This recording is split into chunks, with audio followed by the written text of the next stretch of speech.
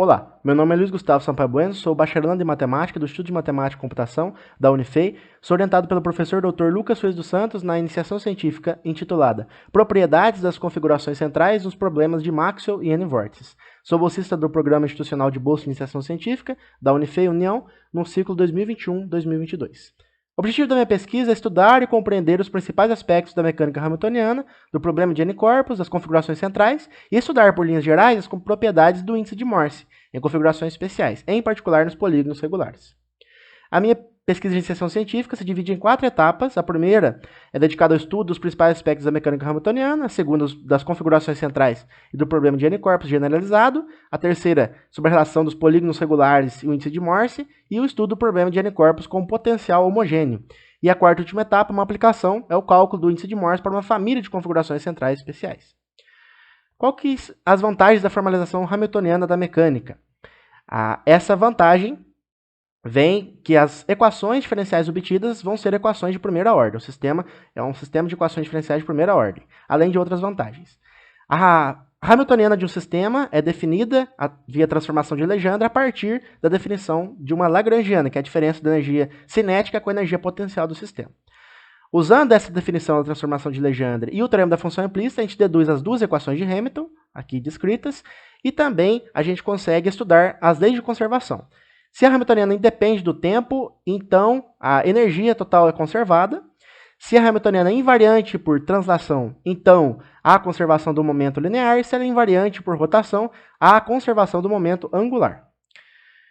Dado n corpos numa dada configuração, dizemos que essa configuração é uma configuração central se o vetor aceleração é igual a um múltiplo escalar do vetor posição do sistema.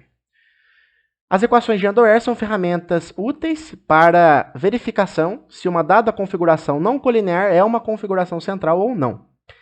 As equações de Andor são definidas por esses f e j, e onde esses deltas e jk são definidos dessa maneira. A gente demonstra que uma configuração central que uma dada configuração não colinear é uma configuração central se e somente se atende às equações de Andor, ou seja, elas são equivalentes num certo sentido.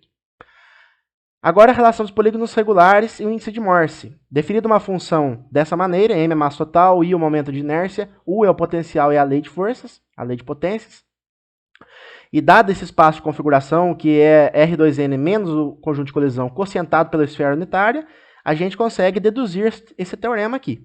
Para uma função definida, no problema de N-vórtice, ou seja, no caso A igual a 2, os únicos dados valores da função são esses dados por essa expressão, e para esse potencial, o polígono regular no espaço de configuração tem índice de Morse 0, se o n é 3, 4 ou 5, é degenerado, ou seja, né, ele tem os autovalores são nulos, se o n é igual a 7, e a n menos 5, se o n é maior ou igual que 8. Agora o cálculo do índice de Morse para uma família de configurações centrais especiais. Dado uma configuração, uma hipótese desse jeito, né? Tem uma massa com esse eixo de simetria, eu tenho 5 corpos aqui, massa 1 igual a massa 2, massa 4 igual a massa 5, a massa 3 possibilitada aqui, colocada aqui. A gente tem 2 triângulos isósceles, e é demonstrado que as famílias de configurações centrais são descritas por essas famílias de curvas conexas nesse plano, C1 até C6. O que a gente fez foi calcular numericamente o índice de Morse para essas curvas. A gente verificou que sempre que na região azul, onde há a possibilidade de massa negativa, o índice de Morse é não nulo, e onde, na região interna, onde as massas são estritamente positivas, o índice de Morse é sempre nulo, como você pode verificar no gráfico aqui ao lado, para essa outra figura também, ele só é nulo no ponto em que a curva azul toca a região interna, e você pode verificar em mais casos no nosso trabalho. A gente calculou para todas as famílias de curvas descritas no artigo. A mecânica celeste se desenvolveu muito, e o uso da teoria de Morse é extremamente importante. Quando a gente consegue verificar a existência de um índice de Morse nulo, a gente consegue garantir, num certo sentido, a estabilidade do sistema. Os meus agradecimentos ao professor Lucas Suez, ao Programa Institucional de Bolsa de Iniciação Científica pelo apoio financeiro, e essas são as minhas referências. Muito obrigado.